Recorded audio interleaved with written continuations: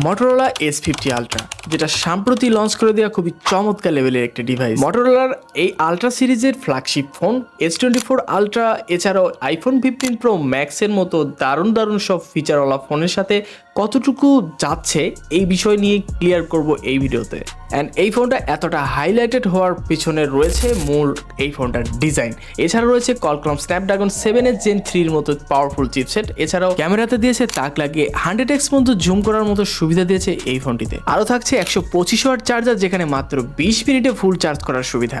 So এতগুলো বাঘা কোম্পানির সাথে এই ফোনটা কিন্তু বেশ খানিকটা টক্কর দিতে পারবে এই রেঞ্জের মধ্যে। তবে খাতা কলমে যাই লেখা থাকুক না কেন, বাস্তবে এই ফোনটা কতটুকু যুক্তিযুক্ত এই সময় এসে এবং এই ফোনটার পারফরমেন্স তুলনামূলক আদার্স ফ্ল্যাগশিপ ফোনের সাথে কতটুকু যাচ্ছে এবং এই ফোনটার প্রাইস রেঞ্জ কতটুকু এবং এই ফোনটা কত প্রাইজে বাংলাদেশে লঞ্চ করে দিতে পারে বিস্তারিত জানাবো এই ভিডিওতে। সো বরাবরের মতোই আমি রয়েছি পারভেজ হাসান, আর আপনারা দেখছিলেন পিএইচ একটু মতো মিস না করে চ্যানেলটি সাবস্ক্রাইব এবং লাইক করে চলুন শুরু করা যাক। শুরুতেই ফোনটার অসাধারণ ডিজাইন নিয়ে কথা বলি। ফোনটি দেখতে খুবই প্রিমিয়াম এবং দেখতে কিন্তু খুবই চমৎকার, বাট এই ফোনটার থিকনেসটা কিন্তু আগের তুলনায় ফোনগুলোর চাইতে একটু মোটা হয়ে গিয়েছে। 8.6 মিলিমিটার এই ফোনটার থিকনেস এবং 197 গ্রাম ফোনটার ওয়েট। অ্যান্ড এই ফোনটার পিছন দিকে আপনি দেখলে মনে হবে যে এই ফোনটার যে কয়েকটি কালার ভেরিয়েন্ট আছে তার মধ্যে এই ফোনটার যে উড কালারটা যে রয়েছে, মানে একদম দেখতে কাঠের পুতুলের মতো লাগছিল এক কথায়।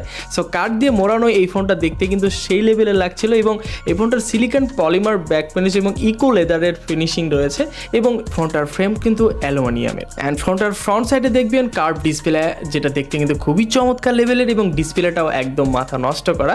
এবং এই ফোনটার ফ্রন্টে রয়েছে কর্নিং গোরিলা গ্লাস ভিক্টাসের সাপোর্ট। ফোনটিতে পোর্টস বাটন সেকশনের সকল রকম গুরুত্বপূর্ণ পোর্টস বাটন দেখতে পেলেও পাবেন না 3.5 mm হেডফোন জ্যাক। এছাড়াও ফোনটাতে কিন্তু ডুয়েল স্টেরিও স্পিকার রয়েছে এবং ফোনটাতে কিন্তু ন্যানো সিম ইউজ করতে পারবেন, সাথে রয়েছে ই সিমের সাপোর্ট এবং IP68 এর ডাস্ট এবং ফ্ল্যাশ রেসিস্ট্যান্ট রয়েছেই।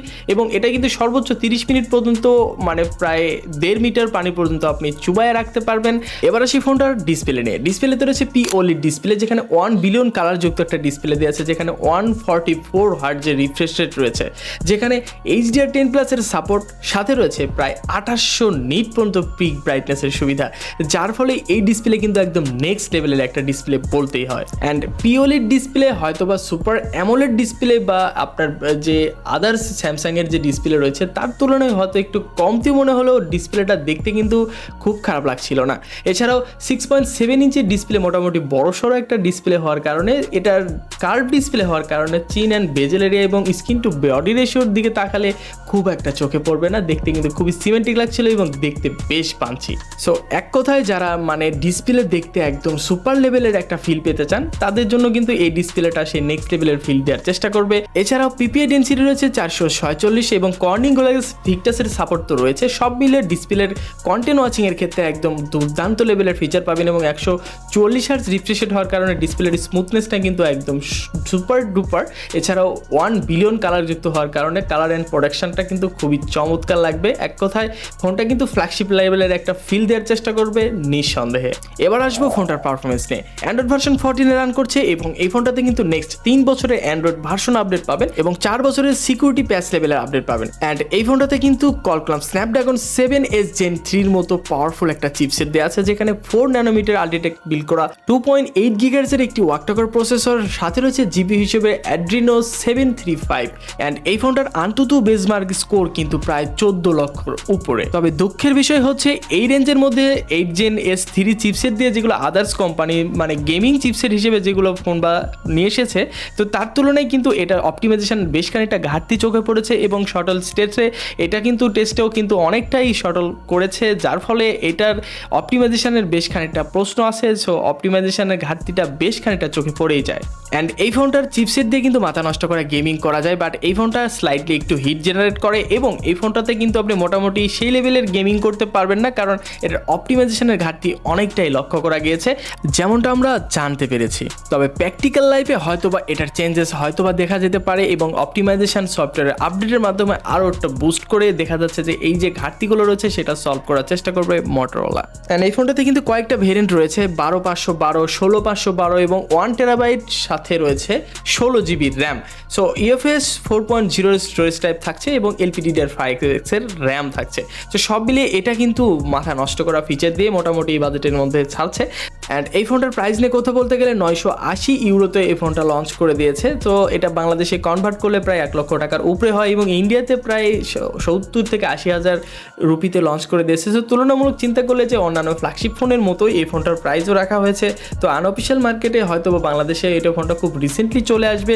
সো আপনারা চাইলে সার্চ করলে হয়তো বা কিছুদিনের মধ্যেই ফোনটা আনঅফিসিয়াল মার্কেটে পেতে পারেন।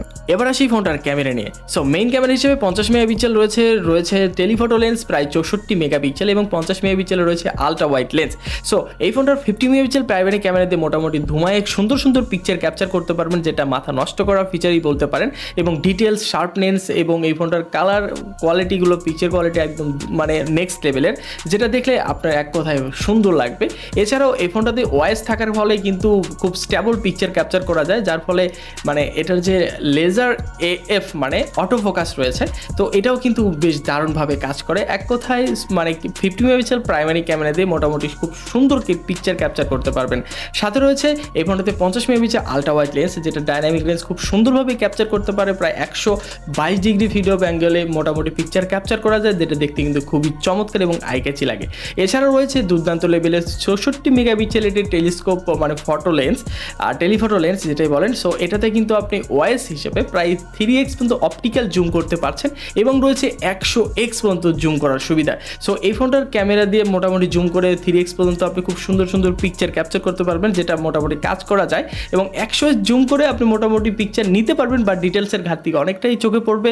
সো এই ফোনটার নাইটো ফটোগ্রাফিও কিন্তু মোটামুটি ভালো এবং এটার যে পোর্ট্রেট মোডটা এটাও কিন্তু খুবই দুর্দান্ত লেভেলের পিকচার ক্যাপচার করে, যেটা এজ ডিরেকশনটা খুবই সুন্দরভাবে মিসম্যাচ মানে করছিল না, মোটামুটি দারুণভাবে ধরে রাখতে পারছিল। এবং এটার যে সাবজেক্ট সেপারেশনটা এটা কিন্তু খুবই সুন্দর ছিল।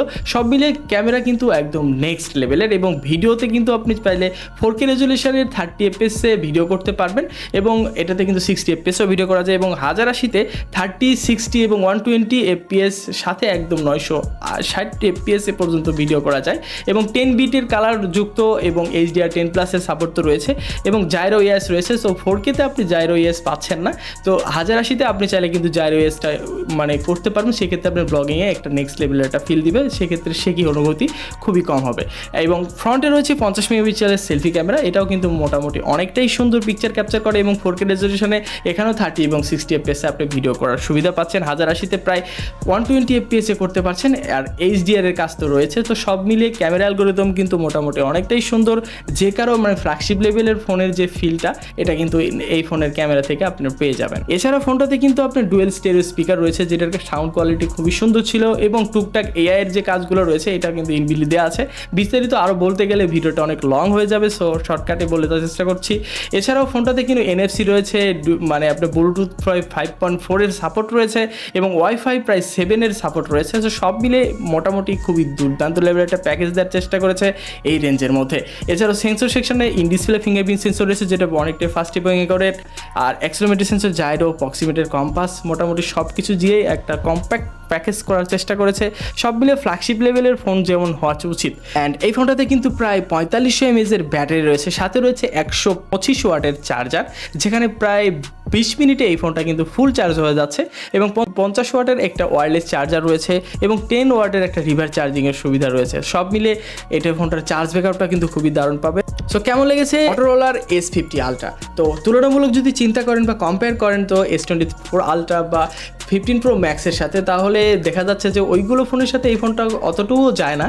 মানে আপনারা যেমনটা আশা করবেন ফোনটার ডিজাইন বা এই ফোনটার আদার্স জিনিসগুলো দেখে, তো তুলনামূলক এই ফোনটার যে চিপসেট রয়েছে এটার অপটিমাইজেশনের বেশ খানিকটা ঘাটতি রয়েছে। তো সেগুলো জিনিস যদি আপনারা একটু স্যাক্রিফাইস করতে পারেন, ওভারঅল ফোনটা খারাপ হবে না। বাট আপনি যদি একদম ফ্ল্যাগশিপ লেভেলের স্যামসাং বা আইফোনের সাথে তুলনা করেন, তাহলে কিন্তু ওইগুলো ফোনের চাইতে কিন্তু এই ফোনটা অনেকটাই পিছিয়ে রয়েছে। অ্যান্ড এই ফোনটার প্রাইসটাও কিন্তু খুব একটা কমও না, আবার খুব একটা বেশিও না, মোটামুটি অ্যাভারেজ রাখা যায়। আর লাখ টাকার ফোন হলো কথা, তো সেক্ষেত্রে ফোনের পারফরমেন্স তো মোটামুটি লাখ টাকার মতোই পাবেন, এটা স্বাভাবিক।